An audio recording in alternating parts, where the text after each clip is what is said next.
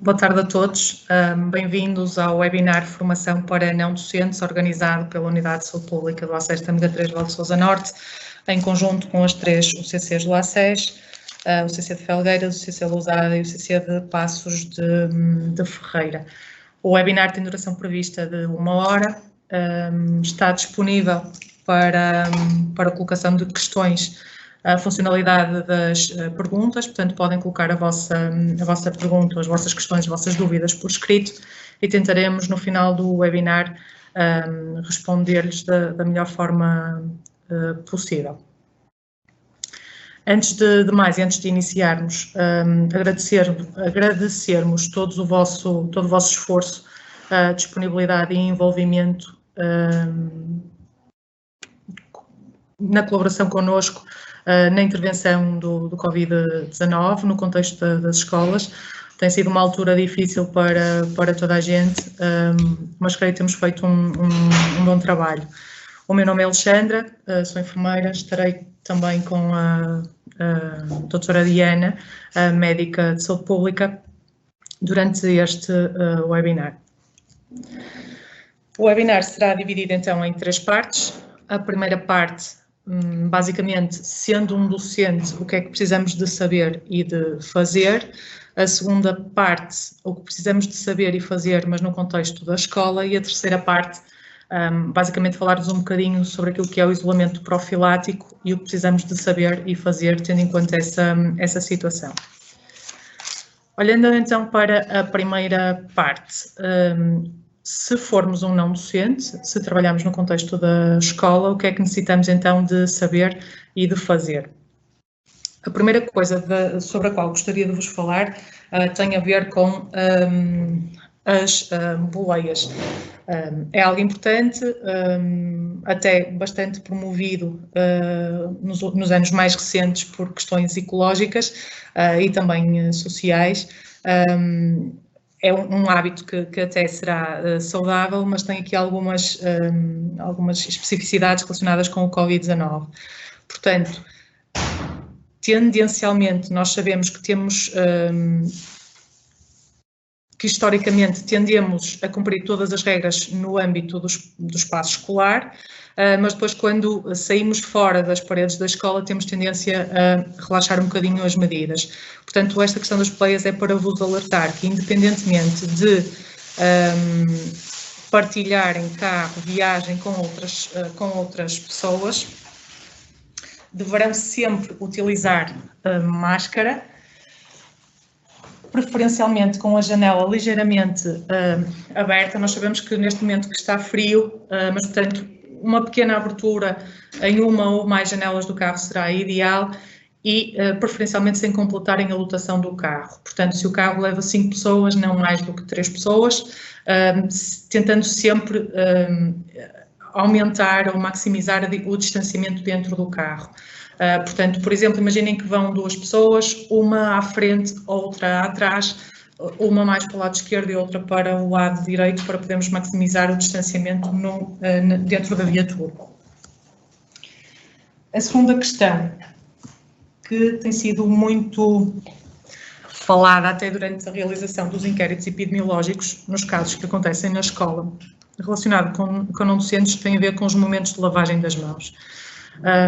Parece uma medida muito simples, mas de facto é bastante eficaz e a sua realização às vezes previne não só muitos positivos, mas também a nossa decisão de isolarmos ou não bastantes pessoas.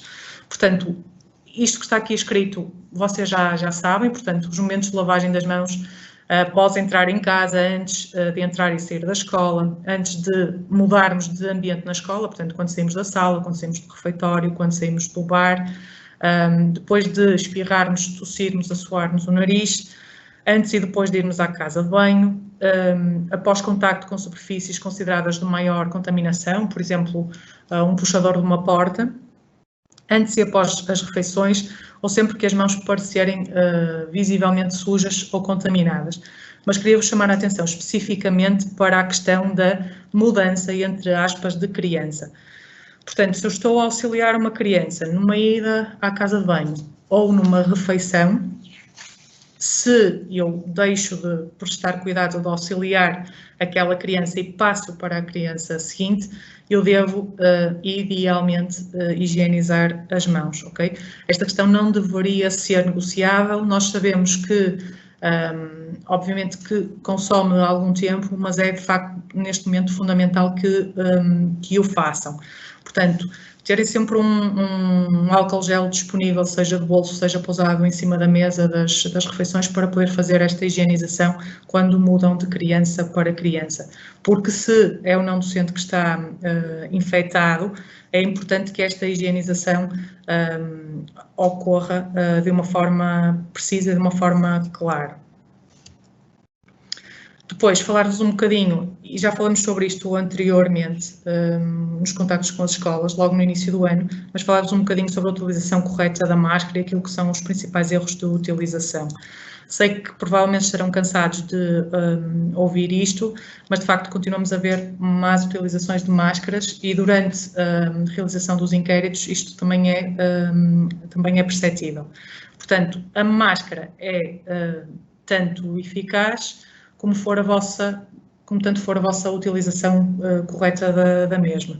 Portanto, sempre adaptada no meio do nariz, o queixo bem coberto, sem bolsas nos lados da cara e, obviamente, sempre que se coloca, que se retira a máscara ou sempre que se manipula a máscara por algum motivo, deve haver sempre a higienização das mãos. Os erros mais comuns, olhamos para estas imagens e temos tendência a rir, mas a verdade é que elas continuam a acontecer. Ou a máscara que está quase colocada nos olhos e, portanto, fica com a boca quase de fora, ou aquela que se calhar é mais comum e que vemos todos os dias, que é a máscara tapa a boca, mas o nariz anda a espreitar constantemente, como se estivesse numa varanda, ou então a máscara só cobre a ponta do nariz. Portanto, tudo isto são erros que são comuns e que tornam a eficácia da máscara muito diminuta. Estes aspectos também são frequentes, ou a máscara estar demasiado larga e, portanto, aí aquilo que nós aconselhamos é dar um pequeno nó no elástico, estar sempre a tocar na máscara, a mexer na máscara e a tocar em outros locais de forma consequente, ou estar constantemente a pôr e a tirar a máscara ao longo do dia. Alertar-vos também aqui, não só para as questões da máscara comunitária, daquilo que é cumprir as regras que estão estabelecidas, não só em termos de utilizações, como de lavagem, como de secagem, mas em relação a todas as máscaras, percebermos que é muito importante cumprir aquilo que é a vida da máscara, ou o tempo de vida da máscara. Se uma máscara cirúrgica tem uma duração, consoante o fabricante, de 4 a 6 horas, eu não a devo utilizar durante 12, porque à 12ª hora a sua eficácia é muito menor. Eu até posso fazer um investimento e utilizar uma máscara vulgo P2, não é? Que é uma máscara que supostamente dá uma maior proteção, mas se a máscara tem uma vida estimada de 6 horas e eu utilizo durante 4 dias seguidos, ao final do primeiro dia de utilização, obviamente a máscara já não é eficaz. Esqueçam as sobreposições de máscaras, usar 2, 3 máscaras umas em cima das outras não traz grande benefício. É importante utilizar uma máscara, cumprir as regras que são definidas pelo fabricante e tentar ou evitar realizar aquilo que são os erros mais comuns, está bem? Porque isto, de facto, é fundamental não só para vocês, mas também para a saúde de quem vos rodeia.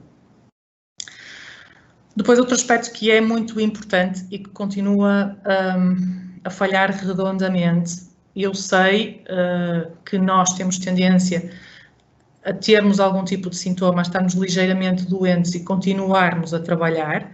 Historicamente nós fazemos isso, mas a verdade é que em tempos Covid isto não é um comportamento que seja recomendável. Portanto, se nós tivermos um destes sintomas, febre, tosse ou sintomas respiratórios, e quando eu estou a falar de sintomas respiratórios pode ser tão simples como eu ter pingo, ou eu ter o nariz entupido, ou eu ter um ligeiro incómodo na garganta.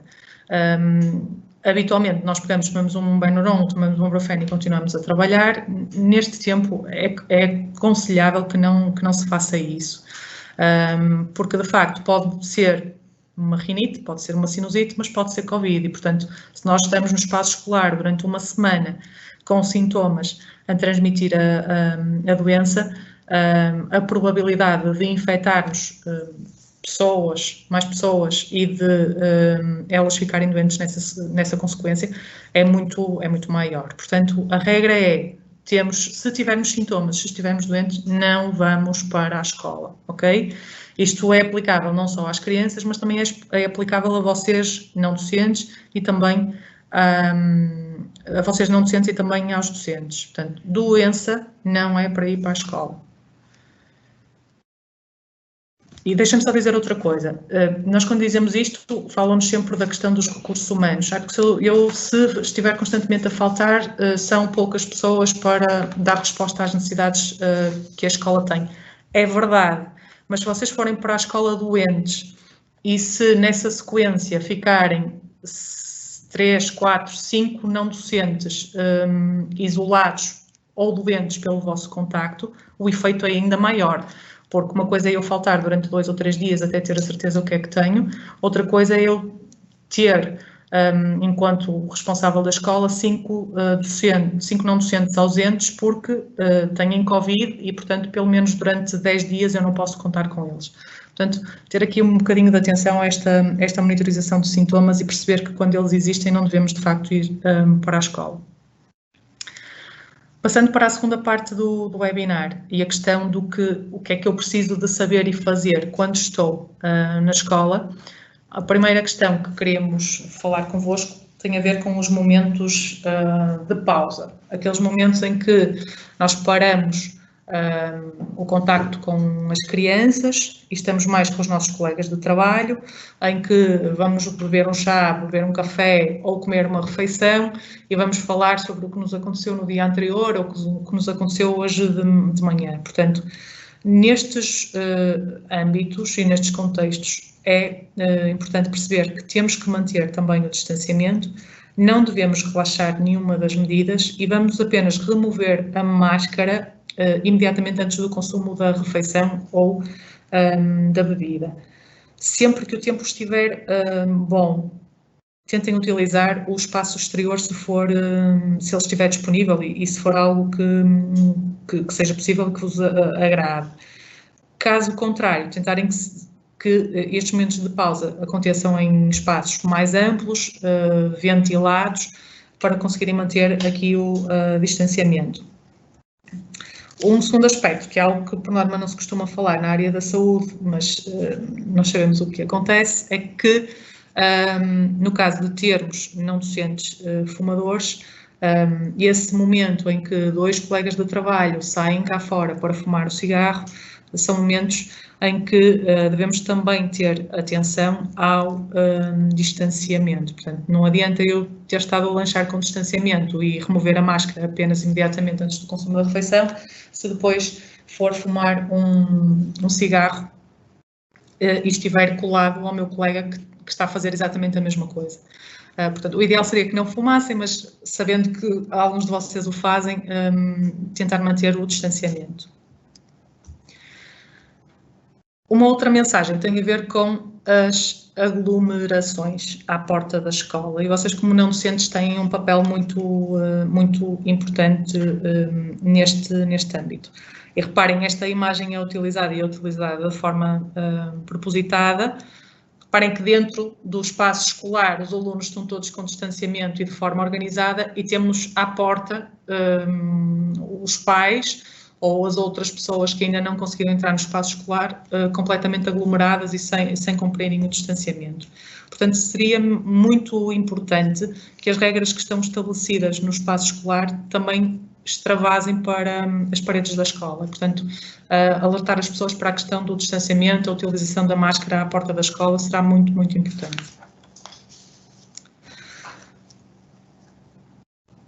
Um outro aspecto está relacionado com as ditas bolhas. E quem nos ouviu falar, e creio que qualquer um de vocês já nos ouviu falar durante os últimos meses acerca disto, a importância de manter bolhas.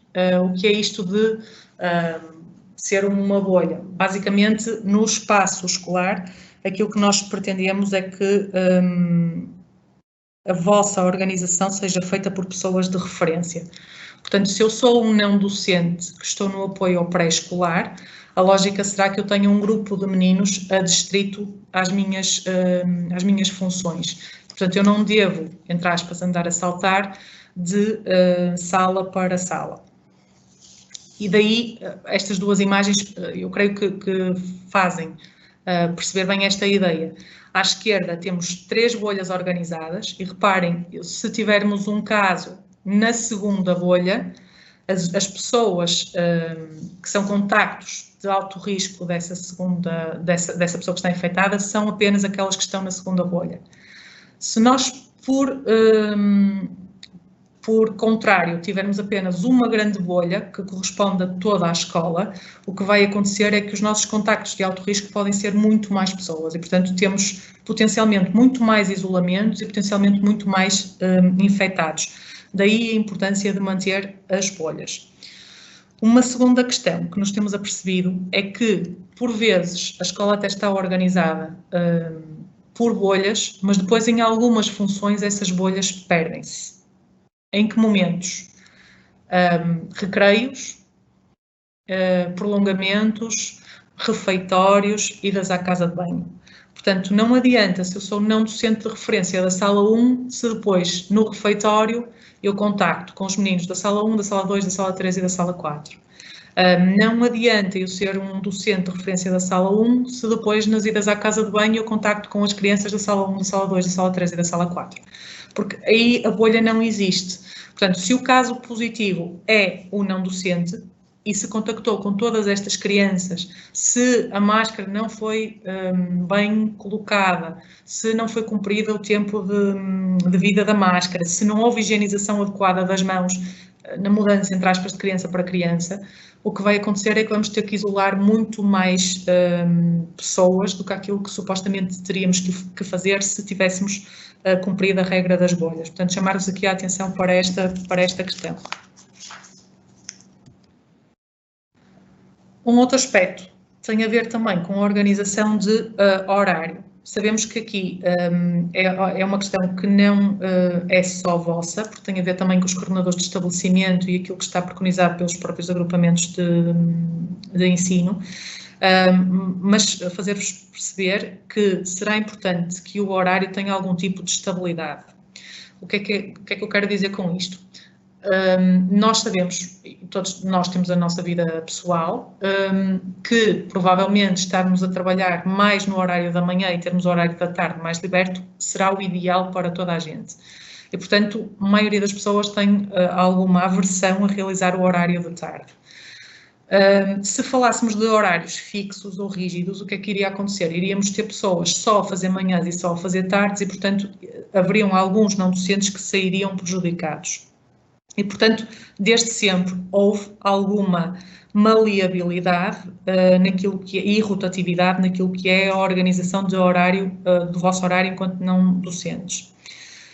O que é que nós pedíamos aqui e chamávamos a vossa atenção? Era que, se possível, manterem alguma estabilidade no horário por alguns períodos mais ou menos curtos, ou seja, tentar que pelo menos durante um período de 14 dias o vosso horário fosse mais ou menos fixo. Portanto, as rotatividades acontecerem apenas de 14 em 14 dias, em vez de acontecerem semanalmente ou acontecerem de 3 em 3 dias, como era habitualmente antes do tempo Covid. Sabemos que isto tem algum impacto nas vossas vidas, mas era de facto muito importante que esta medida fosse estabelecida e fosse cumprida por toda a gente. Um último aspecto desta segunda parte, ou o penúltimo aspecto, tem a ver com os cuidados na abordagem às crianças. E aqui eu queria vos reforçar uma vez mais tudo aquilo que já disse. Portanto, auxílio no âmbito das idas à casa de banho, higienização das mãos antes e após, muito cuidado naquilo que é a mudança na mudança, entre aspas, da criança. Ao contrário daquilo que as pessoas pensam, o facto de usar luvas não substitui a higienização das mãos, portanto, às vezes é preferível uma boa higienização àquilo que é a utilização recorrente das luvas. e, portanto, alertávamos para que cumprissem estes aspectos em termos de idas à casa de banho. Cantina, preferencialmente abordar as crianças de lado e nunca de frente, portanto, não estarmos a fornecer a refeição voltadas para as crianças, portanto, sempre uma abordagem ao lado, lateral, tentando cumprir ao máximo aquilo que é o distanciamento e, mais uma vez, higienização das mãos de criança, mudando de criança para criança. Estas faces aqui pintadas têm a ver com uma experiência que tivemos durante o primeiro período, que tem a ver com, na comemoração de algum dia especial, como por exemplo o Halloween, nós decidirmos pintar a cara às crianças. Portanto, aqui é logo uma atividade que aumenta por si só o risco, porque estamos a falar da cara, onde podem haver lágrimas, onde pode haver saliva, onde a superfície de toque é muito grande e, portanto, este tipo de atividades não deveria acontecer durante este período. Estou-me também a lembrar de outras situações em que aconteceram, por exemplo, a criança queixar-se de alguma coisa que tinha na boca e nós baixarmos ao nível da cara da criança para vermos o que é que acontece e até tocarmos no interior da boca, na mucosa, e depois esquecermos que realizamos esta atividade, não higienizamos as mãos de forma adequada e depois a infecção acontece porque a criança estava contaminada. Portanto, chamamos a atenção para estes aspectos. O último aspecto desta segunda parte tem a ver com o caso suspeito e, portanto, nós fizemos basicamente estas 4, 5 questões para depois até as podermos discutir na parte da pergunta e da resposta, mas será muito importante nós percebermos o que é um caso suspeito de Covid-19 e, portanto, aqueles 3 grandes aspectos ou 3 grandes sintomas chavão que já toda a gente conhece, portanto, temperatura igual ou superior a 38 graus, uma tosse persistente ou de início súbito, e os tais sintomas respiratórios, portanto, dificuldade respiratória, um pingo recorrente no nariz, uma congestão nasal marcada, são logo sinais de que se trata de um caso suspeito de Covid-19. Portanto, é algo a que têm que estar atentos no espaço escolar e, se acontecer, será para ativar a sala de isolamento e o fluxograma que está instituído para as vossas escolas. Ainda ligado a isto, deixamos então ficar estas questões para depois podermos discutir mais no final. Se a monitorização da temperatura continua a ser efetuada à entrada do recinto escolar, qual é a vossa percepção sobre isto? Se a sala de isolamento tem sido ativada e em que condições e como é realizado o procedimento perante um caso suspeito. Vou agora passar a palavra à doutora Diana para vos falar um bocadinho sobre o isolamento profilático. Olá, boa tarde. Antes de iniciar esta última parte, esta terceira parte, queria só dizer que podem deixar na coluna dos comentários que conseguem encontrar disponibilizada aqui na apresentação. Podem ir colocando perguntas, porque no final vamos responder às perguntas que tiverem, às dúvidas que vos surgirem. É uma oportunidade, de facto, para conversarem connosco e conseguirmos esclarecer algumas coisas. Portanto, aqui há a possibilidade de termos contactado com um caso positivo e ficarmos em isolamento. O que é este isolamento? Este isolamento tem este nome estranho, que ouvimos aqui essencialmente no contexto desta pandemia de Covid-19, que significa que é o mesmo que dizermos a palavra preventivo. É um isolamento de prevenção. E o que é este isolamento? Este isolamento, por um lado, é mais do que ficarmos em casa e não podermos sair, não podermos ir trabalhar, não podermos ir para a rua. É também um isolamento dentro da nossa própria casa, portanto, relativamente àquilo que é a família com quem vivemos. Exatamente porque se achamos que há aqui uma probabilidade, por muito pequenina hipótese que haja, mas se nós achamos que há aqui um risco da pessoa poder ter sido infectada, além de queremos proteger as outras pessoas cá fora, na vida normal e nos contactos do dia a dia, também queremos proteger o nosso cônjuge, os nossos filhos ou os nossos pais, os nossos netos, quem for que viva connosco, da possibilidade de podermos ter sido infectados.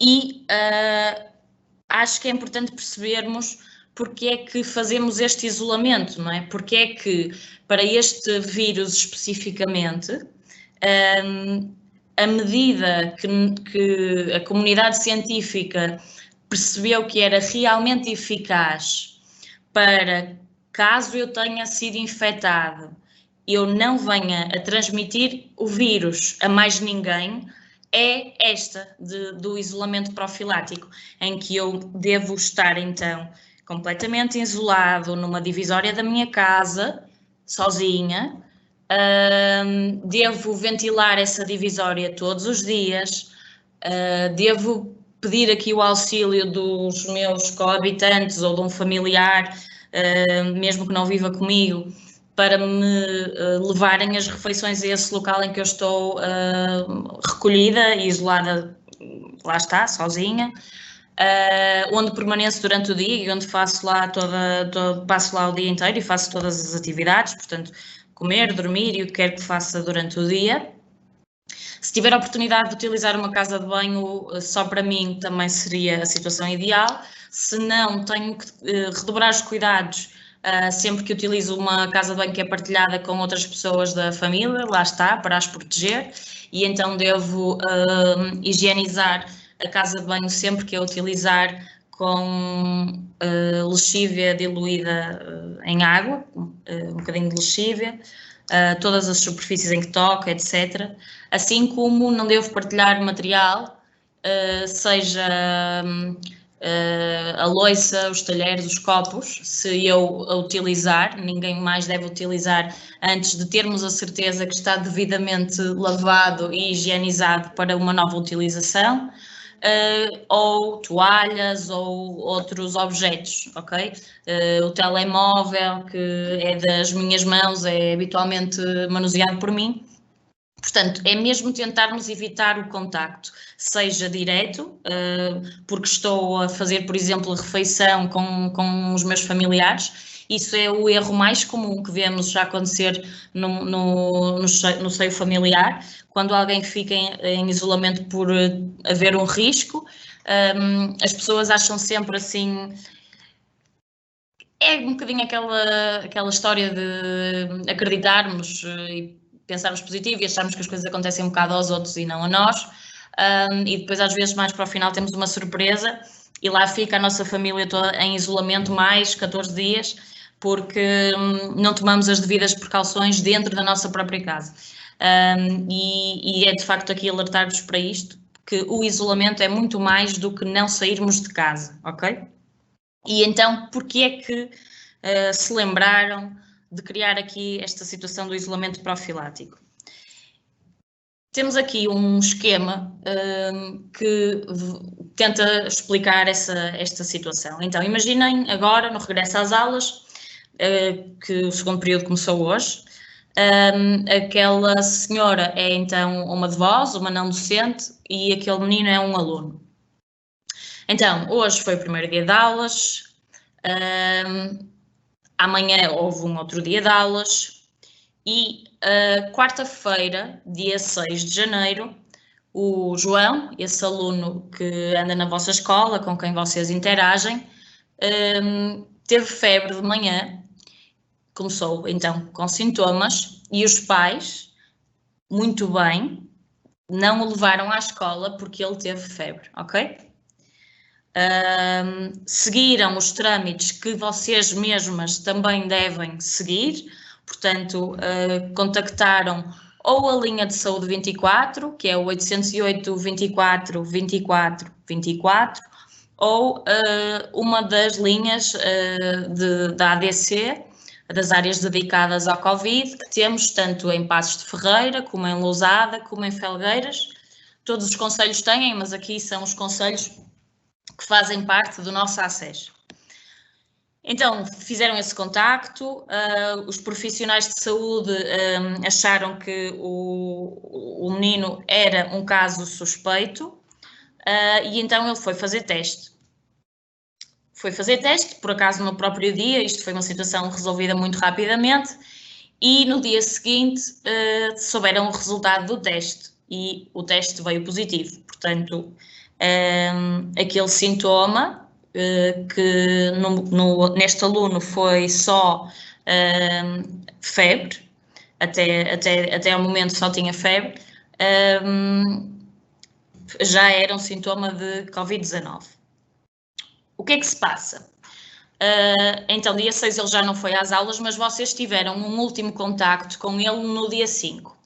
E este aluno é um aluno do primeiro ano, que tem bastante dificuldade a comer, fica sempre atrás, é dos últimos de refeitório, ainda é muito solícito, portanto, pede muito a vossa atenção, a vossa ajuda nas idas à casa de banho, há aqui um contacto de muita proximidade e houve falhas nas medidas que a enfermeira Alexandra vos explicou até agora.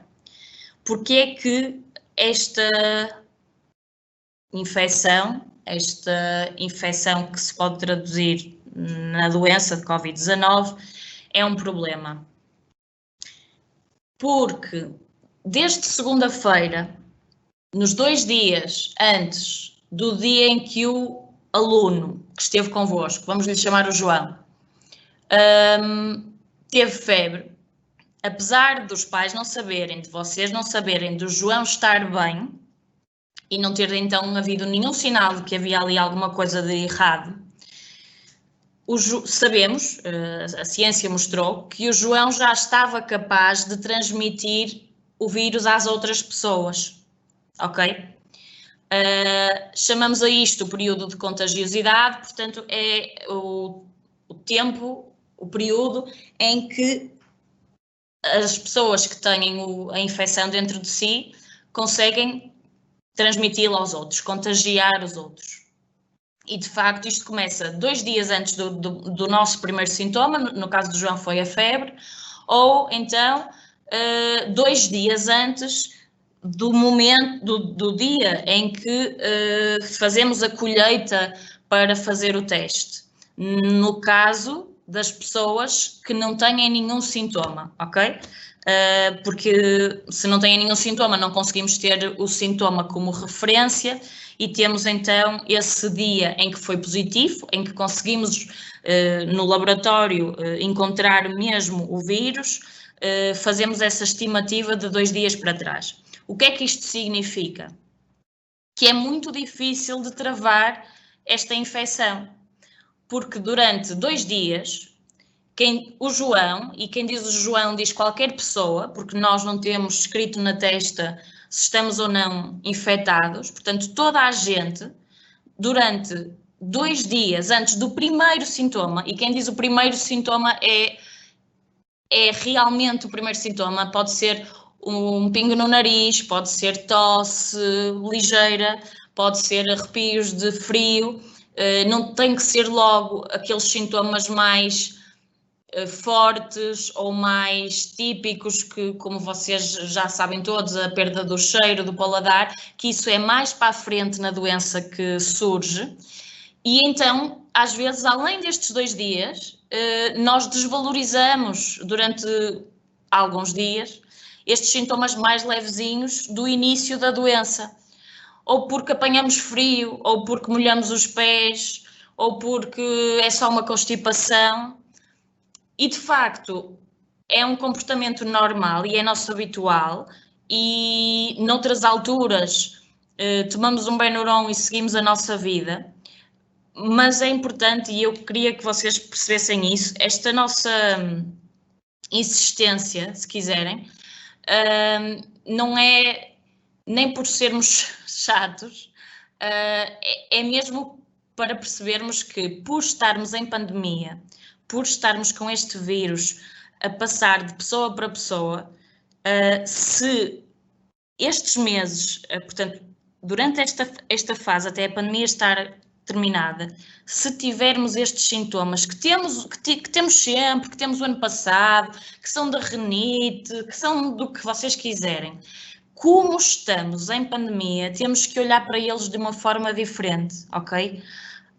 Apesar de poder ser o que vocês pensam primeiro, foi só uma constipação, foi um resfriado, foi o que for, temos que pensar que pode ter sido isso, mas que também pode ser esta doença a começar a manifestar-se no nosso corpo. E por isso é que temos que dar este passo atrás, que a enfermeira Alexandra falava, e pedirmos ajuda, ligarmos para as linhas de apoio que estão disponíveis realmente, que agora atendem, que orientam, e tentarmos ter uma opinião de um profissional de saúde, fazer aqui um despiste, estarmos mais atentos, para depois não acontecer o que acontece frequentemente, e vocês tenham alguém já que conhecem alguém que já tenha tido Covid, que andou ali uns dias até questionar se aquilo poderia ser de facto outra coisa que não uma situação leve de uma outra coisa qualquer.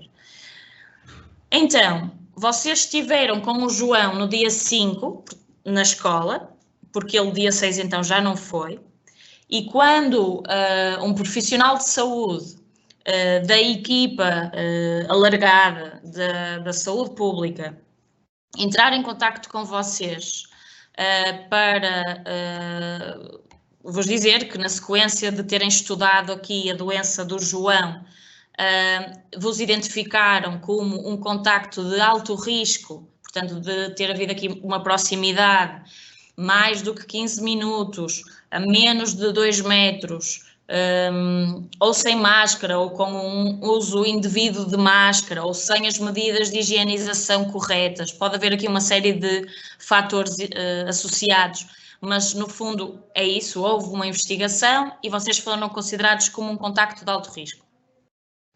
Passamos para outro conceito que justifica o isolamento ser então de 14 dias, que no fundo é o tempo máximo que pode durar numa pessoa desde que contactamos com o vírus, portanto, desde que o vírus entra para dentro do nosso organismo, até conseguirmos desenvolver a doença no seu total. Porque depende de uma série de fatores e muda de pessoa para pessoa, mas é preciso o vírus entrar, é preciso o vírus espalhar-se pelo corpo, multiplicar-se, depois o nosso organismo reagir, começarmos a ter os primeiros sintomas, os seguintes, pronto. É preciso aqui algum tempo, aquilo que vocês ouvem chamar de incubação, ok? Desse vírus dentro do vosso organismo. É preciso dar tempo, vá. E é por isso que, como não sabemos, ninguém tem a certeza se vocês contraíram o vírus ou não, se ele entrou para dentro do vosso organismo ou não, temos que esperar este tempo para ter a certeza absoluta que vocês não desenvolvem doença, porque só conseguimos saber isso no final, ok? Se formos a correr logo fazer o teste, imaginem que entram meia dúzia de vírus, não é? Não vamos conseguir ver o vírus no teste se o formos fazer rapidamente. Precisamos de dar tempo, como eu disse, para o vírus se multiplicar, se espalhar, e aí sim, quando colhemos aquele bocadinho de amostra no fundo da nossa garganta, conseguirmos encontrar vestígios do vírus. Pronto. E, portanto, mais para a frente, aqui neste exemplo, vocês conseguem ver que, portanto, contactaram a última vez com o João no dia 5, ele soube do teste no dia 7, foi logo feita a investigação no dia 7, vamos imaginar, e vocês foram contactados para ficarem isolados no dia 7. No dia 7 foram para casa e isolaram-se mesmo, ou seja, já não dormiram com o marido, ficaram num quarto à parte, já não fizeram mais refeições com ninguém, sempre que utilizaram a casa de banho, que é partilhada com o resto da família, limparam com água e lexívia, fizeram isso tudo direitinho, ok? Estiveram realmente completamente resguardados dos vossos familiares, para os proteger, ok? É esse o objetivo. Então, pelo 8º, 10º dia, foram contactados pelo profissional de saúde, há aqui um agendamento de um teste, que seria lá para o dia 13, 15. Como vos disse, não foi logo irem a correr fazer o teste, porque não vale a pena. Se tiver entrado o vírus no vosso organismo, é preciso dar tempo para o conseguirmos detectar. E então vão fazer teste ali. Imaginem, vão fazer teste no dia 13. E depois, no dia 14, no dia seguinte, vem o resultado. E o resultado aparece-vos num e-mail a dizer não detectado. E isso é aquilo que nós vulgarmente ouvimos dizer: o meu teste deu negativo, ok? Quando aparece não detectado, significa que a análise que foi realizada no laboratório não encontrou, não detectou este vírus, o SARS-CoV-2, o vírus do Covid-19, ok? Mas há aqui ainda um espaço de tempo até chegarmos ao fim dos 14 dias. Entre este teste que vocês realizaram a 13 e que souberam o resultado a 14, até ao dia 19, que dizia lá na declaração de isolamento que vocês receberam por e-mail, que era o último dia do isolamento. E porquê que então eu tenho um teste que diz não detectado e tenho que ficar em isolamento até ao dia 19, inclusive, só posso sair, voltar à minha vida normal, voltar a trabalhar, voltar a contactar com a minha família de casa, jantar com eles, isso tudo a partir do dia 20. Porque fizeram-se vários estudos e, como eu disse há bocadinho, as pessoas são todas diferentes. Vocês já ouviram pessoas que tiveram sintomas diferentes. Há pessoas da mesma idade que a doença é leve e há outras que vão parar aos cuidados intensivos, ok? Há aqui uma série de fatores diferentes que fazem variar várias coisas aqui nesta doença. E então nós percebemos que há pessoas que demoram mais tempo a desenvolver doença e que o máximo desse tempo nesta doença são os 14 dias. Se vocês forem uma dessas pessoas que demora mais tempo a desenvolver doença, no dia 13 não vamos ainda encontrar o vírus, mas vocês, por exemplo, a 18 ou a 19 ainda podem vir a começar a ter os primeiros sintomas, ok? E é por isso que termos um teste que diz não detectado, ou o que nós costumamos dizer, o teste negativo, não é igual a já posso fazer a minha vida normal, ou já vou facilitar em minha casa e vou começar a fazer a refeição com a família, porque ainda há aqui, ainda que seja uma probabilidade pequena, ou que nós não sabemos se vai ser a nós que nos vai calhar a fava, não é? Como costumamos dizer, mas ainda há aqui alguma possibilidade, algum risco. E é por isso que quando alguém faz uma investigação e são profissionais que estão a fazer isto desde março e já sabem fazer isto muito bem, e vos dizem que há aqui um risco considerado, o melhor para vocês protegerem os vossos será mesmo cumprirem o isolamento até ao fim, mesmo que entretanto tenham realizado um teste que tenha dado não detectado, ok?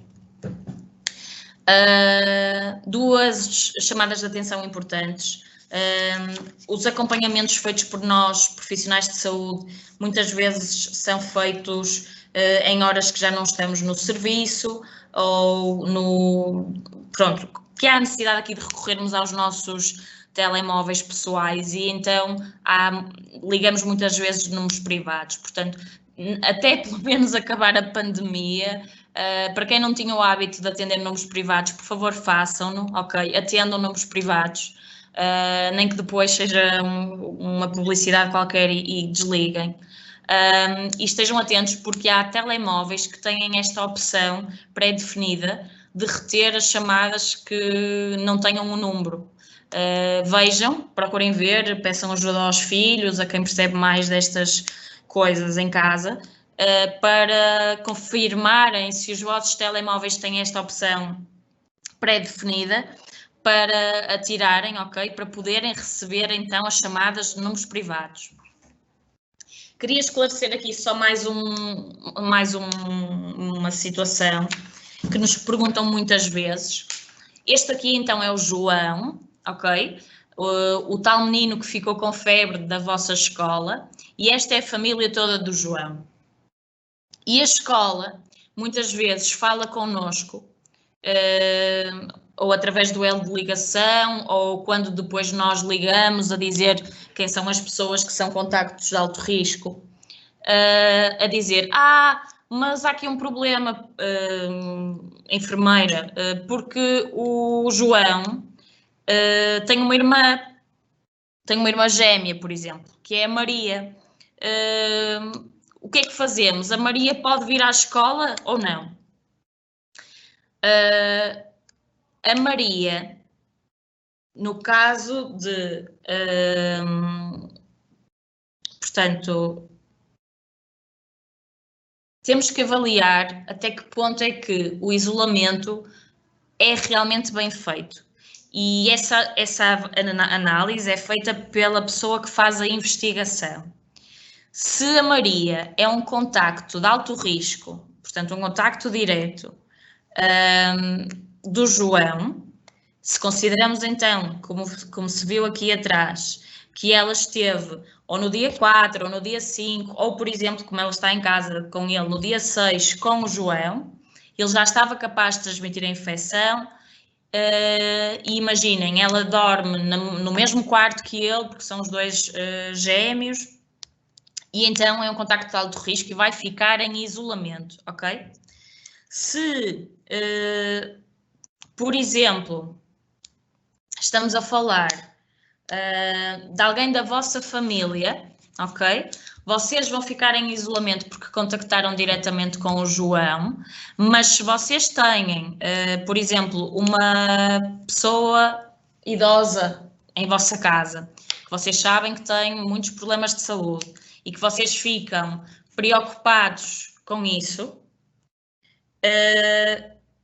e com a questão de saúde dessa pessoa, por exemplo, a vossa mãe, se for a situação dessa pessoa com idade que tem muitos problemas de saúde, nunca esteve com o João, não trabalha na vossa escola, não contactou diretamente com o João.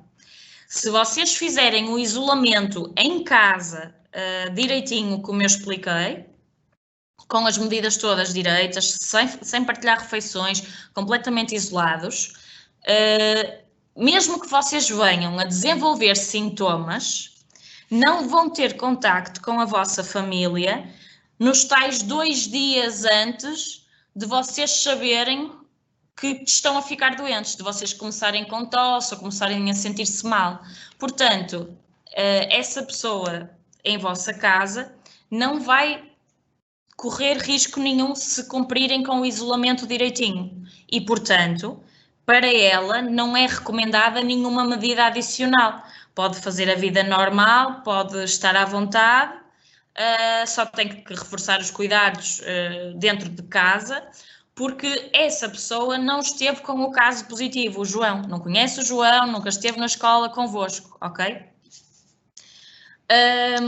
Se, por exemplo, for ao contrário, se forem vocês um caso positivo, ok? Também aconteceu, tivemos não docentes positivas neste primeiro período.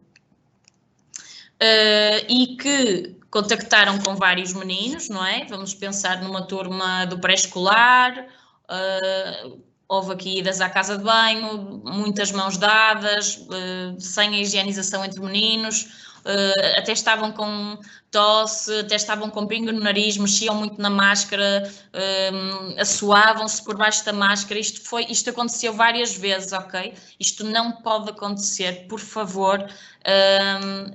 toda a gente percebe isto agora, vocês falem, por favor, com os coordenadores do estabelecimento de ensino a avisar, isto não pode acontecer, não podemos estar a ter este tipo de sintomas dentro da escola, ok? Se temos algum sintoma respiratório que nos faz ter que mexer na máscara, é mau sinal, é um sinal para ligar uma luz na nossa cabeça e dizer alto, eu não posso estar aqui, eu não devo estar aqui. Pronto, mas imaginem, como aconteceu várias vezes, infelizmente, no primeiro período, que isso aconteceu e que depois percebemos então que houve contacto com vários meninos da turma e era então o contrário. A não docente, vocês é que eram positivas e o João foi para casa por ter contactado convosco.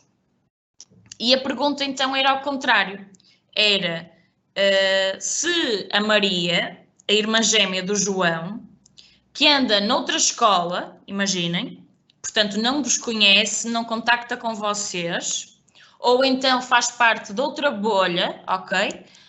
Se for gêmea à partida não, mas imaginem, irmã mais velha, ok? Anda no primeiro ciclo e vocês só trabalham no pré-escolar. Portanto, não há nenhum contacto convosco. Se o João ficar em isolamento de forma correta em casa, se ao final do dia não estiver a brincar com a Maria quando ela chegar a casa, se não dormir no mesmo quarto que ela, se não estiver à beira dela, portanto, as mesmas coisas que são válidas para vocês, portanto, se o isolamento for devidamente feito, não há nenhuma indicação para a Maria mudar os seus hábitos e não há nenhuma medida adicional relativamente à Maria. Ela pode continuar a ir à escola, apesar de ser irmã de um menino que está em isolamento profilático, ok? A única exceção a isto será se, durante a investigação, nós percebermos que, por exemplo, não há condições em casa de separar estas duas crianças, que vão estar sempre em contacto, que vão dormir juntos, que dormem na mesma cama, por exemplo, e então que no fundo nunca vai haver isolamento do João e, relativamente à Maria, e se são os dois pequeninos, já vai haver um pai que vai ter aqui a sua vida de alguma forma condicionada para cuidar do João e então, por uma questão de precaução, a Maria poderia ficar então durante esses dias também em casa, uma vez que não vai haver possibilidade nenhuma de os separar. Mas essa investigação é realizada pelos profissionais de saúde e se houver alguma indicação para a Maria, seremos nós a dar essa indicação. Portanto, isto é para diminuir a ansiedade e o alarme, porque estas situações também foram frequentes. Portanto, se eu tiver sido positivo, por exemplo, no primeiro período, ok? Saibam que se formos positivos há menos de 3 meses, que dá estes 90 dias, não voltamos a ficar em isolamento profilático, mesmo que haja aqui um contacto de alto risco novamente. Isto não significa, atenção, que já fui positivo, já posso andar sem máscara, já não tenho que me preocupar com a higienização das mãos. Não é isso que queremos dizer, ok? Só queremos dizer que o risco, como eu já tive contacto com o vírus, acreditamos que o meu sistema imune, as nossas defesas, não é?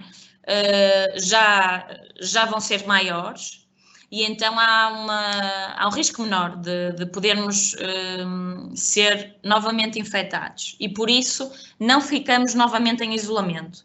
Só vamos testar outra vez se tivermos então tido um contacto de alto risco com um caso confirmado outra vez e uns dias depois disso nos voltarem a aparecer sintomas outra vez, ok? Voltarmos a sentir-nos doentes como da primeira vez ou com outros sintomas, mas só nessa situação. Pronto, o segundo ponto eu já disse, isto não significa de maneira nenhuma que devemos ser menos cautelosos com as medidas comunitárias, que já devem estar automatizadas no nosso dia-a-dia. Saibam que quando o nosso teste dá positivo e aparece então no papel detectado, portanto, o laboratório conseguiu detectar na nossa amostra que colheu o vírus. O acompanhamento é feito pelo vosso médico de família e a altura da alta também é determinada pelo médico de família. Portanto, a partir daí, se antes estavam a ser acompanhados por nós, pela equipa da saúde pública, a partir do momento em que damos positivo, passamos a ser acompanhados pelo médico de família. Somos realmente um caso de Covid-19, um caso de doença, e então passamos para o médico.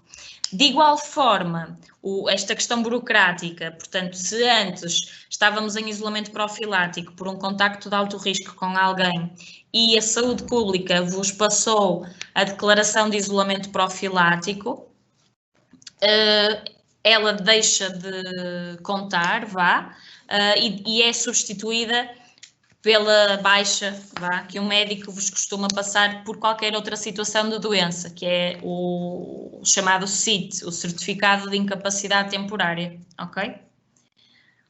Pronto, estas achamos que eram as situações mais importantes para vos chamar a atenção, para ter a certeza que estavam esclarecidas e que não havia dúvidas.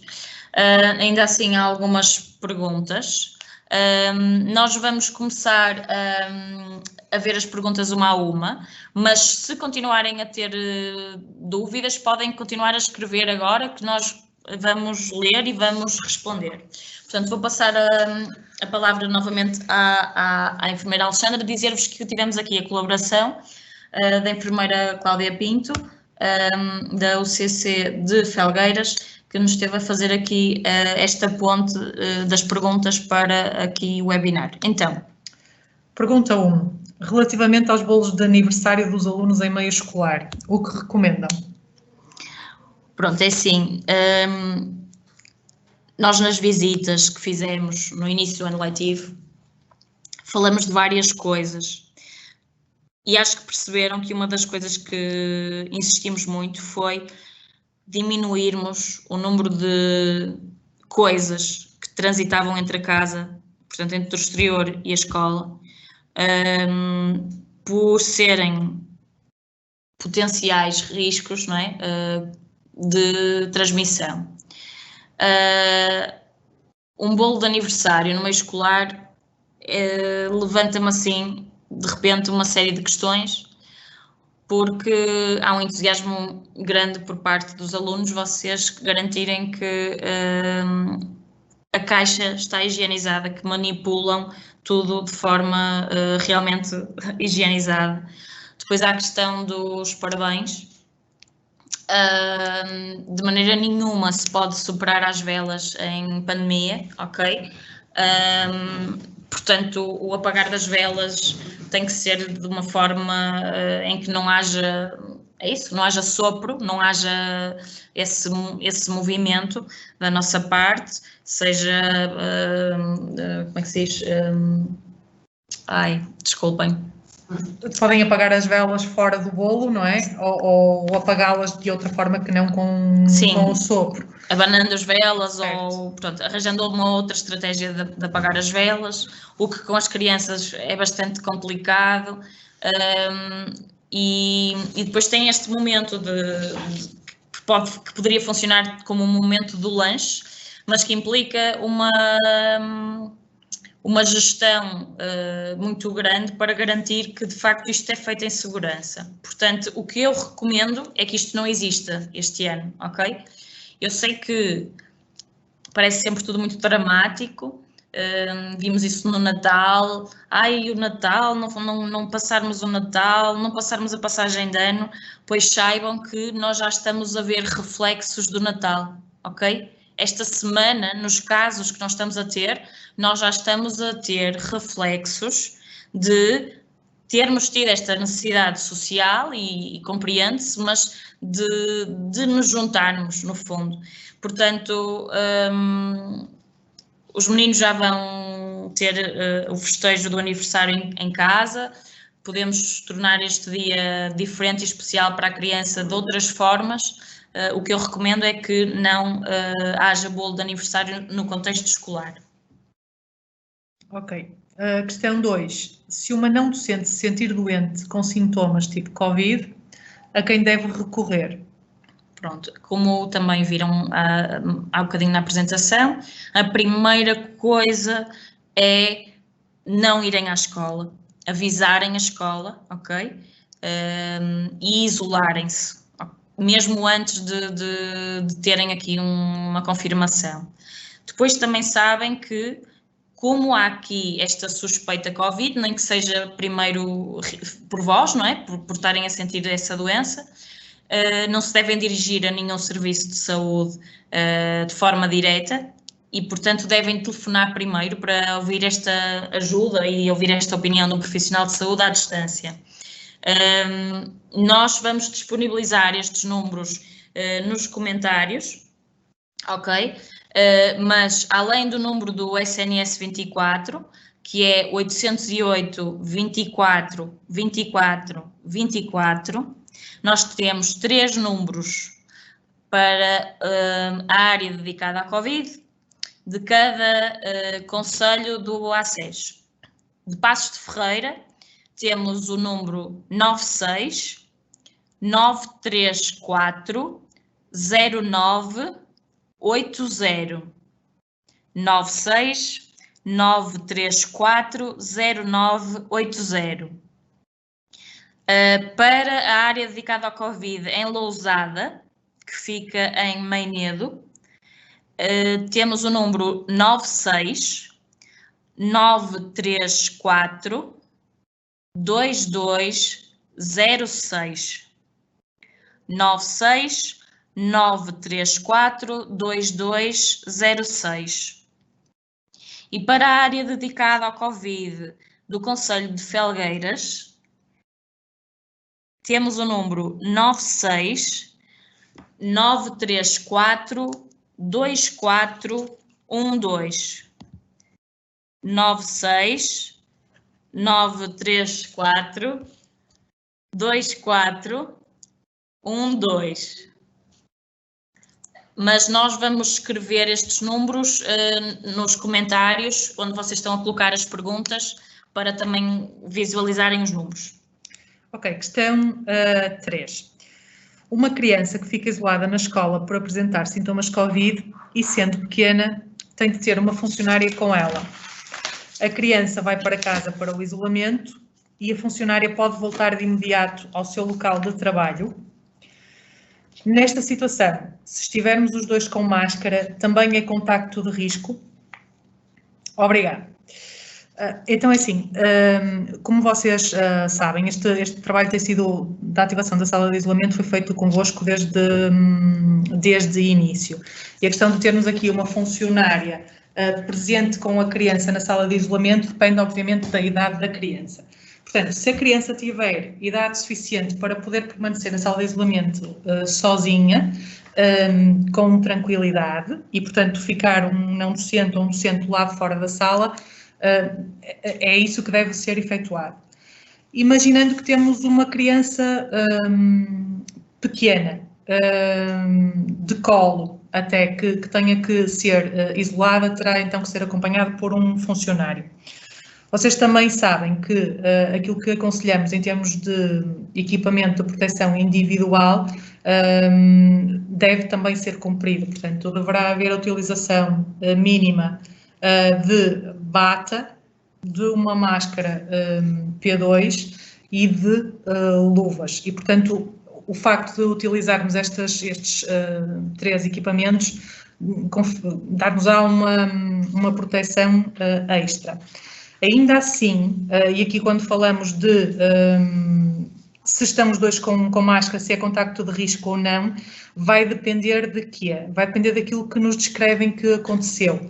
Depende do tamanho da sala de isolamento, depende se a sala de isolamento teve ou não teve a janela aberta e como é que foi o contacto com a criança durante este período de isolamento. Portanto, a criança esteve sempre ao colo, esteve sempre a chorar, agarrou-se ao pescoço da pessoa que estava com ela, ou pelo contrário foi uma criança que, ok, até tinha 3 anos, mas conseguiu ficar sentada numa cadeirinha distanciada cerca de 2 metros da não docente. Portanto, estas questões têm que ser avaliadas e aí se distingue se é um contacto de alto risco ou não. Quando falamos daquilo que é o regresso imediato ao local de trabalho depois de estarmos a falar do isolamento, a totalidade do equipamento de proteção individual deve ser descartado. Portanto, as mãos higienizadas, se houver necessidade de trocar a roupa que estava por baixo da bata também, para depois poderem voltar ao vosso local de trabalho. Não se esqueçam também que, após a utilização ou a ativação da sala, esta deve ficar, entre aspas, em repouso durante 20 a 30 minutos e a higienização da sala deve ser feita de acordo com os vossos planos de higienização, que também foi trabalhado isto convosco durante o início do ano. Portanto, deverá haver higienização da sala com uma utilização de um EPI diferente daquele que foi utilizado durante o isolamento e depois o devido acondicionamento dos resíduos e o seu descarte 24 horas depois de terem sido produzidos. Pergunta 4. Tenho crises de enxaquecas, o que me provoca muitas dores de cabeça. Tenho uma rinite alérgica crónica, o que provoca alguns espirros.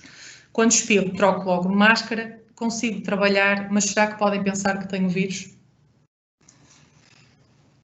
Então, Fátima, aqui a situação, eu percebo o que está a dizer, não é? Tem algumas situações de doença que lhe dão determinados sintomas que podem ser sintomas de Covid-19. De facto, outro problema da dificuldade de lutarmos contra esta pandemia é, por um lado, alguns sintomas serem tão pouco específicos, não é? Serem tão frequentes, tão vulgares, tosse, pingo no nariz, etc., como ao mesmo tempo serem tão diferentes, tão dispersos. Há pessoas que apresentam, por exemplo, mais sintomas gastrointestinais, outras pessoas que têm mais um quadro respiratório. O que lhe posso dizer é que, neste caso específico, a Fátima é a melhor pessoa para conseguir perceber se há alguma coisa de diferente, por exemplo, nas suas dores de cabeça. Se costuma ter enxaquecas e a dor de cabeça lhe surge como habitualmente, por exemplo, tem enxaquecas e então apercebe-se, não faço ideia se é o caso ou não, mas imagino que é uma das pessoas que sabe quando vai ter as dores de cabeça, ok? Isto acontece algumas vezes nas enxaquecas, porque percebe a alteração do seu corpo e sabe que isso vai acontecer. Pronto. Se lhe surgir uma dor de cabeça assim, já sabe que é como o seu habitual. Se der um espirro, por exemplo, vai pensar, eu estive a trabalhar, por ter rinite crónica, eu estive a trabalhar com pó ou não estive? Eu dei um espirro ou eu estou constipada realmente? Além do espirro, tenho pingo, tenho tosse. Tem rinite alérgica crónica. A Fátima faz alguma medicação habitualmente ou não faz? Tem essa situação vista com o seu médico assistente, com o médico de família e tem a situação controlada e então não faz sentido estar com uma crise e então diz, calma, isto pode ser outra coisa. Pronto, portanto, aqui percebo a sua pergunta e pode ser mais complicada ou a Fátima pode andar mais ansiosa porque não sabe bem se estes sintomas podem ser ou não de Covid-19, mas há duas coisas que pode fazer e tem que fazer, é ficar tranquila porque sabe que está a cumprir as medidas todas que pode e que deve cumprir e se o fizer, a distância, o uso correto da máscara, a lavagem e a higienização das mãos, nos momentos em que retira as máscaras, na refeição, noutras alturas, não, portanto, aí ainda se preocupa mais com a distância e com estas questões, diminui logo muito o risco da Fátima ser infectada. E depois é isto, é conhecer-se um bocado, tentar ter a situação das enxaquecas e da rinite alérgica controlada, se calhar falar com o seu médico assistente para isto, se precisar de medicação, estar otimizado, e tentar ver se há alguma coisa de diferente dentro desses sintomas, é o máximo que pode fazer. Ok, então temos aqui uma outra questão. Sou uma não docente e contacto com todas as turmas da minha escola na altura do recreio e das refeições. O que fazer para diminuir o risco de contagiar ou de ser contagiada? Então, aqui dividimos em duas grandes áreas. Aquilo que são as medidas de organização ou de gestão do espaço escolar e aquilo que são as medidas que são individuais. À cabeça, deveríamos tentar esgotar tudo aquilo que são as medidas relacionadas com a organização ou com a gestão do espaço escolar. Portanto, tentarmos rever, de facto, as bolhas, se não há possibilidade de diminuirmos aqui este seu contacto durante as refeições e do recreio, em vez de ser, por exemplo, com todas as turmas, apenas algumas turmas. Imagine que está alocada, por exemplo, à sala 1 no pré-escolar, mas que na sua escola tem mais 4 turmas de pré-escolar e contacta com todas elas na hora da refeição. Tentar, dentro daquilo que é possível em termos de organização, em vez de ser 4 turmas, passarem a ser, por exemplo, apenas 2. E depois, olharmos para aquilo que são as medidas individuais, que são basicamente as medidas comunitárias que nós temos vindo a falar muito. Portanto, utilização correta da máscara, higienização das mãos quando contacta diretamente com a criança e muda de criança para criança e também manter o distanciamento. Por exemplo, não seria preocupante se estivesse no recreio a vigiar aquilo que é as atividades das crianças, das 4 turmas, durante 15 minutos, se aquilo que fez foi pura e simplesmente estar à distância das crianças e estar apenas a vigiar aquilo que elas faziam. No entanto, se o contacto com as crianças durante o recreio for mais próximo, por exemplo, pegar ao colo em mais do que uma das crianças durante esse período, o risco aqui será maior. Portanto, a ideia será sempre manter e respeitar aquilo que é o distanciamento e a higienização das mãos e a utilização correta da máscara. Outra questão aqui tem a ver se as pessoas que já testaram positivo se devem ter os mesmos cuidados e se esse facto lhes dá alguma imunidade ou não. Pronto, como eu disse, até vou voltar para trás, o que varia na nossa atuação quando alguém já foi positivo no fundo é há quanto tempo é que foi positivo. Portanto, se foi há menos de 90 dias e volta a ter um contacto de risco com alguém positivo, não fica em isolamento. Se foi há mais de 90 dias, fica em isolamento. E o porquê desta diferenciação tem que ver com algumas pessoas que foram positivas, está demonstrada alguma imunidade, portanto, alguma proteção adicional contra este vírus depois de termos sido positivos. Mas, infelizmente, isso não se verifica em todos os positivos e não se verifica de forma continuada no tempo, ok? E por causa disso, é necessário mantermos as medidas comunitárias para termos a certeza, como não sabemos, ok? Eu fui positiva, imaginem. E até fui recentemente positiva, imaginem o mês passado. Mas não há como saber como é que ficou como é que ficaram as minhas defesas do meu organismo relativamente a este vírus especificamente. Depois também há a questão das diferentes estirpes, que se tem falado muito, vocês ouvem nas notícias, portanto, há a possibilidade, aqui no fundo, quando se fala nisto das estirpes, significa que há a possibilidade do vírus variar ligeiramente, ok?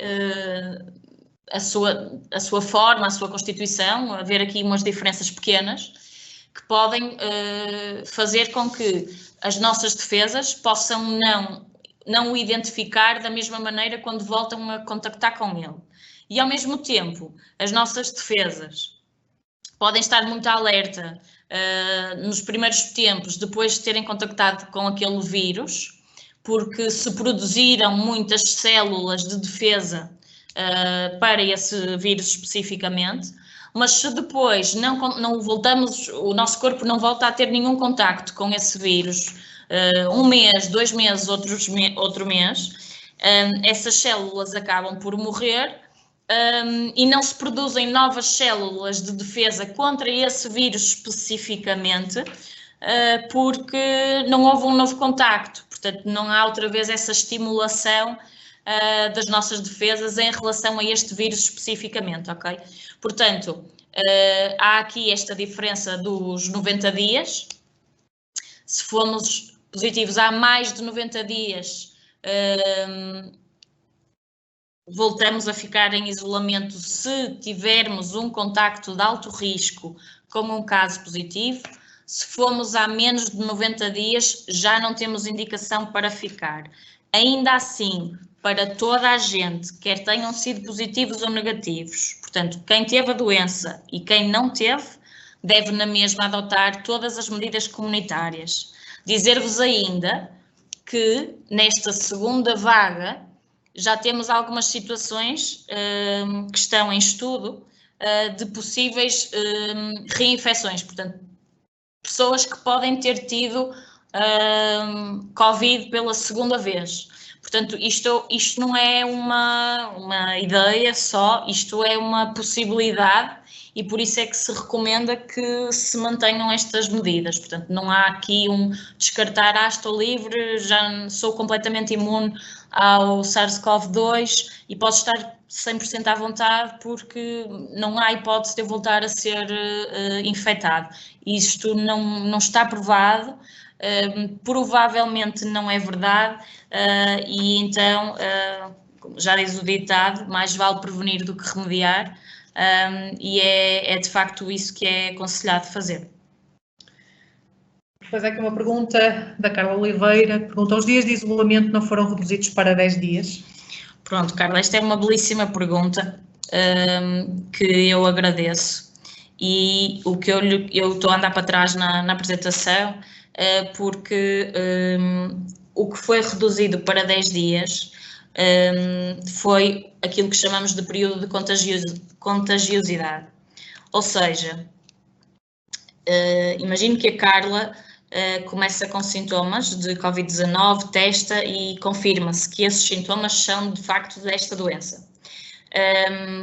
A Carla, como eu disse há bocadinho, estava capaz de transmitir a doença aos outros, não é? Estava contagiosa 2 dias antes do seu primeiro sintoma e depois os estudos vieram mostrar que a Carla consegue transmitir a infecção até 10 dias depois do seu primeiro sintoma, ok? Isso é a sua capacidade de transmitir o vírus que está dentro do seu corpo aos outros, ok? Para fora e necessariamente a um outro humano que pode vir a ficar infectado.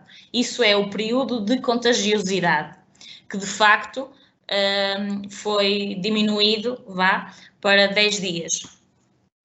Porque, como sabem, isto é um vírus novo que nos apareceu só no final do ano passado e não se sabe tudo sobre o vírus ainda e vamos continuar a estudar e estamos sempre a estudar este vírus e a ajustar aquilo que se sabe e que se venha a descobrir se for o correto e se for necessário.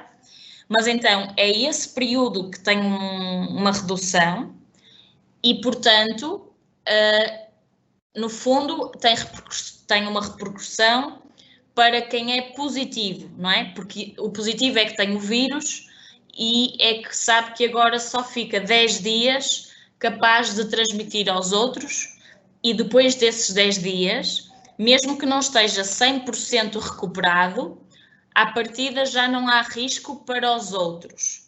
Outra coisa é o período de incubação, por isso é o tempo que, desde que nós contactamos com o vírus, portanto o vírus entrou para dentro do nosso organismo, até termos os primeiros sintomas de doença, ou até descobrirmos que estamos doentes, se formos um daqueles casos que não têm sintomas ou são tão leves que passaram completamente despercebidos, que são os ditos assintomáticos, e aí sim sabemos que há pessoas que demoram 14 dias a incubar, ok? Portanto, é isso, há essa diferença. Contágio, período de contágio, 10 dias, período de incubação do vírus a crescer dentro de nós, 14 dias, ok? Ok, de uma forma muito concreta em relação a esta questão, negativos, contactos de alto risco, que contactaram com uma pessoa que estava positiva, o isolamento corresponde a 14 dias, positivos, no mínimo, 10 dias de isolamento até poderem regressar à vossa vida normal após o início de sintomas. Uma outra questão, se estiver num escritório ou num vestiário sozinho, poderei retirar a máscara? Haverá risco para outras pessoas que lá entrem posteriormente? Sim, esta também é uma boa questão, porque nós às vezes achamos que quando estamos sozinhos já podemos estar completamente à vontade, mas nos espaços partilhados, e quem diz vestiário, escritório, diz devemos baixar a guarda, de facto, só no contexto da nossa casa e do nosso agregado familiar. Mas há de facto esse risco, porque pode ter lá estado uma outra pessoa positiva que não tenha cumprido com as medidas e que tenha estado, por exemplo, sem máscara, a tossir ou a cuspir para todo lado, há aqui possibilidade do vírus permanecer algum tempo no ar. Portanto, o ideal é, de facto, permanecer com a máscara nesse local. Ok. Outra questão sobre a colocação da máscara. Fala-se, quando estas estão largas, que devemos virá-las do avesso, juntar as pontas e dar um nó. Está correto? Okay. O que eu falei há pouco dos erros das máscaras e aquilo que é, quando elas estão largas, dar um nó na ponta do elástico, é pura e simplesmente isto. Portanto, as máscaras não são para virar do avesso, até porque elas têm uma constituição específica e uma posição específica no rosto, está bem?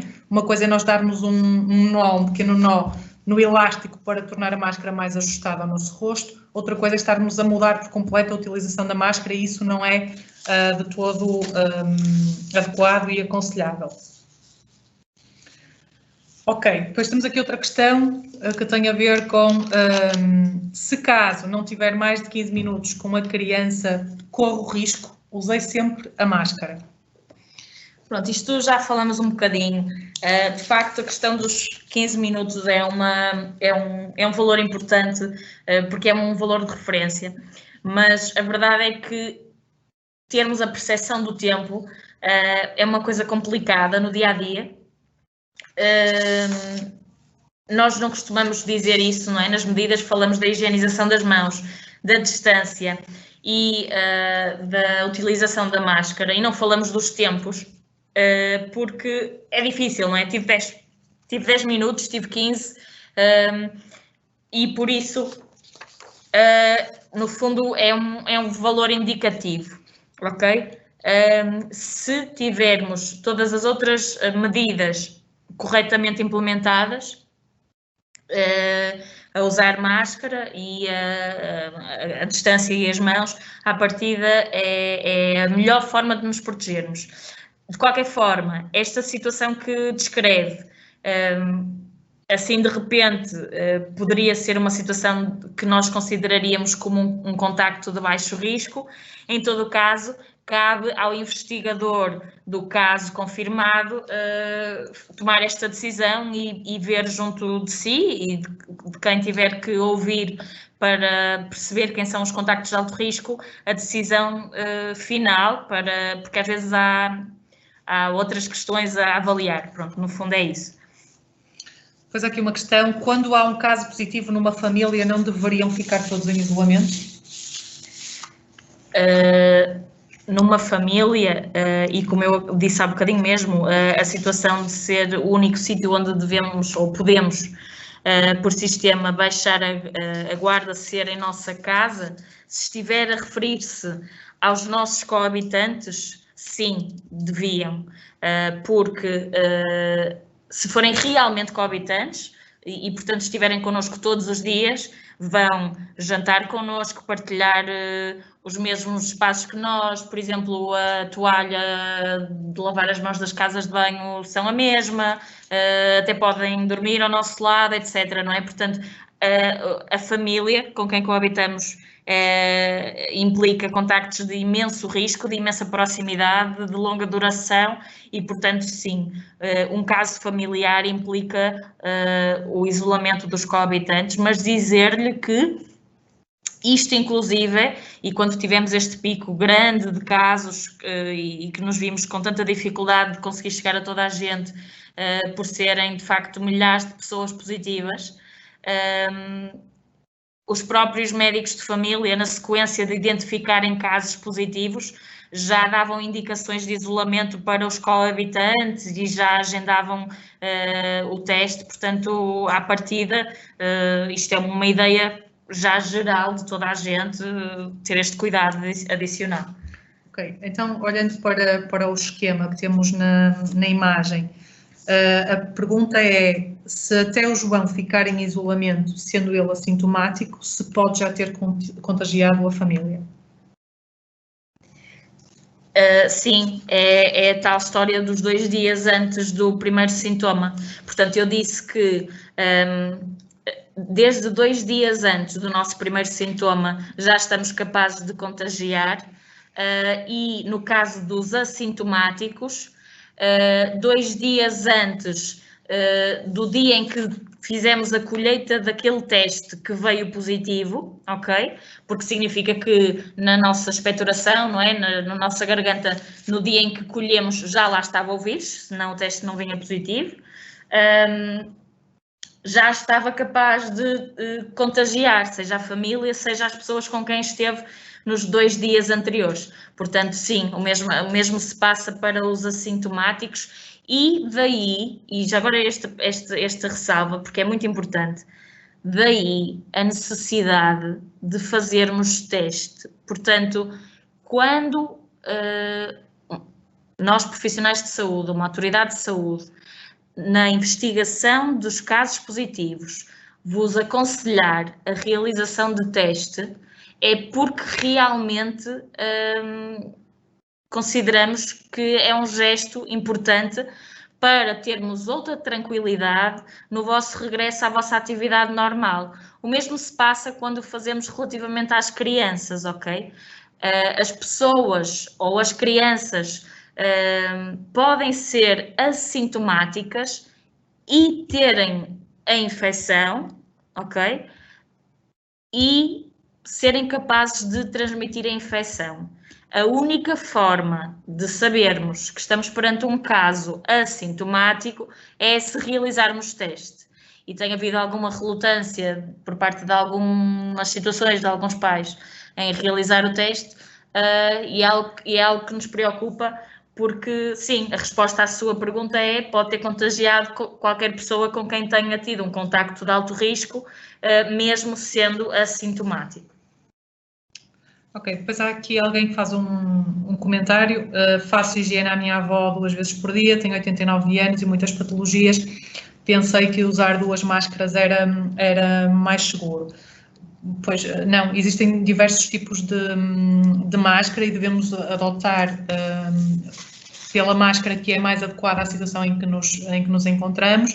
Portanto, aquilo que aconselhamos, se tem um contacto com a sua avó de uma forma muito próxima, por exemplo, se tem que pegar nela, se chegar muito perto dela, é que em vez de utilizar, por exemplo, uma máscara cirúrgica ou uma máscara comunitária, que utilize, por exemplo, uma máscara P2 para a prestação de cuidados, isso sim é mais seguro. Agora, a utilização de 2 máscaras não, porque aumenta a possibilidade de erros. Só fazer aqui alguém que faz o comentário, os cuidados maiores só surgem depois de um caso positivo ou suspeito. Lamentamos que assim seja, não é? Já sabemos que casa roubada trancas à porta, mas percebermos que no âmbito do Covid nunca sabemos se a casa está a ser roubada ou não, portanto somos todos potencialmente ladrões e por isso devemos manter os cuidados inerentes. Depois há aqui uma questão sobre a opinião, a veracidade dos resultados dos testes rápidos. Os testes rápidos, há mais do que um teste rápido, ok? Os testes rápidos têm algumas particularidades, não são o teste de referência no contexto de tentarmos diagnosticar alguém com Covid-19, mas os testes rápidos que não são com a picada do dedo com sangue, que são na mesma com uma zaragatoa, aquele cotonete gigante que colhe um bocadinho da nossa expectoração do fundo da garganta. É um teste rápido que vai na mesma tentar encontrar o vírus, ok?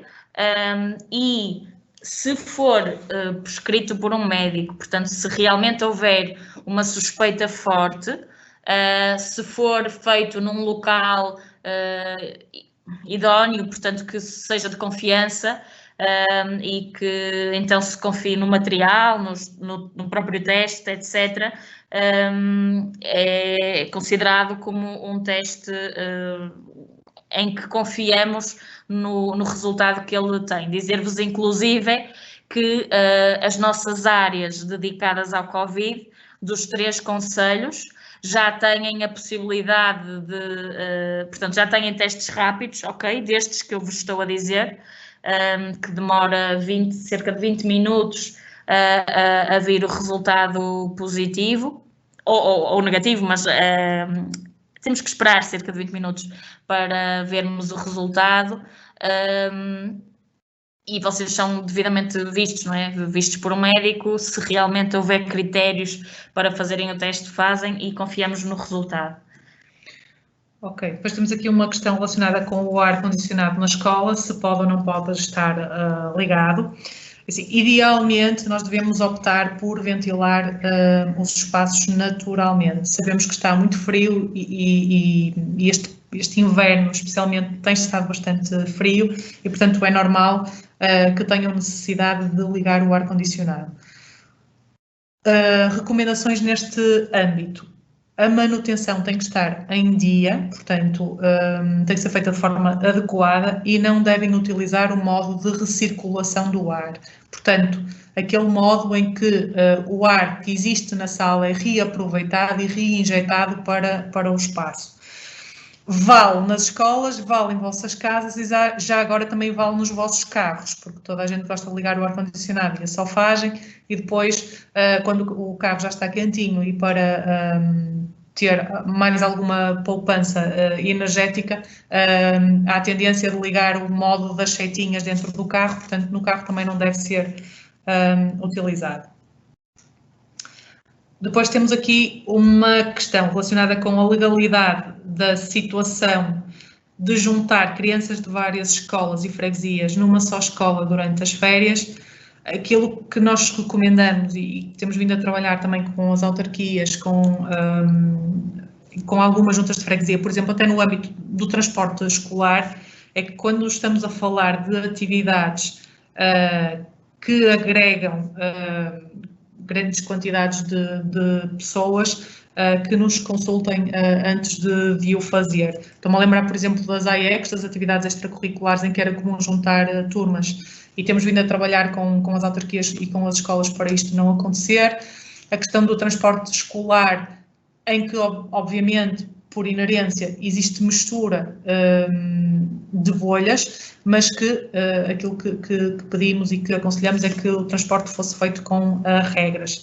Portanto, no caso de haver este tipo de atividade, aquilo que vos pedimos é que também funcionem como agentes de saúde pública e que alertem as pessoas que estão a organizar essas atividades para esse contacto mais próximo, até mais próximo de nós, e até pode ser feito através também da saúde escolar.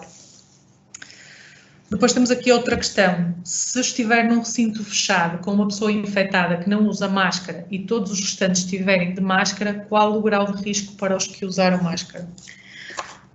Pronto, o que eu quero dizer em relação a isto é que só a questão do uso de máscara não chega, não é? Como a enfermeira Alexandra falou, há máscaras e máscaras, falando da questão da máscara para aqueles cuidados de higiene que falávamos há bocadinho, daquela pessoa com 89 anos que precisava de ajuda.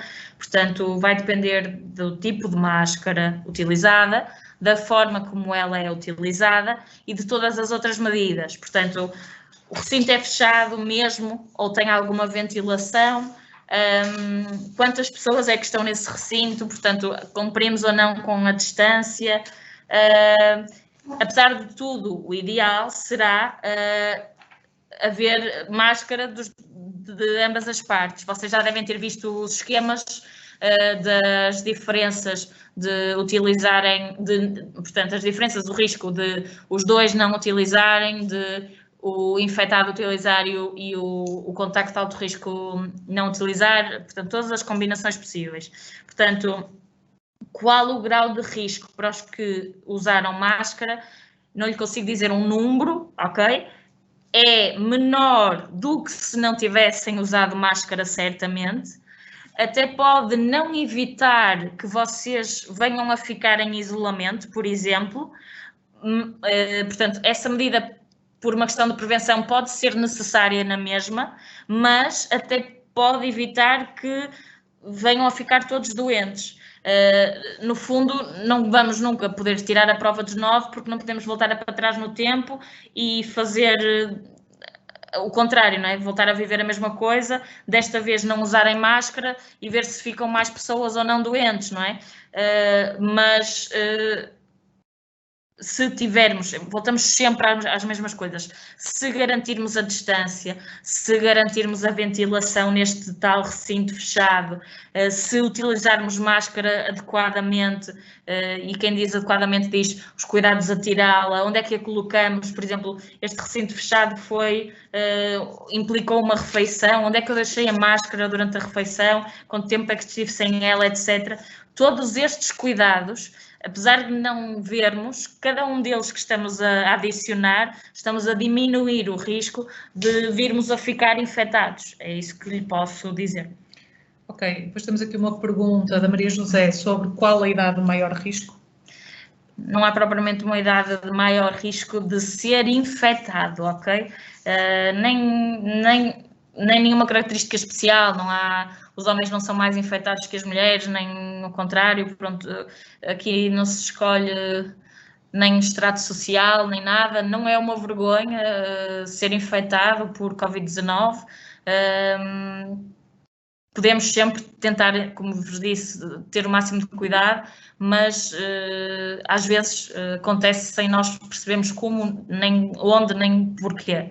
Mas, provavelmente, o que está a tentar perguntar é maior risco de termos uma doença mais significativa, com mais sintomas, de mais gravidade, que implique uma ajuda mais diferenciada, por exemplo, num contexto hospitalar. O que sabemos disto é que quanto mais velhos formos, mais idade tivermos, maior probabilidade existe de poder correr pior essa infecção. Quanto mais doentes formos, portanto, tivermos outras doenças já de base, a mesma coisa, e voltamos sempre ao mesmo. Prevenir é o melhor remédio, portanto, é utilizar as medidas todas corretamente, fazer tudo direitinho, porque apesar de serem características que podem fazer com que, se formos doentes, a doença seja mais grave e as coisas possam correr menos bem.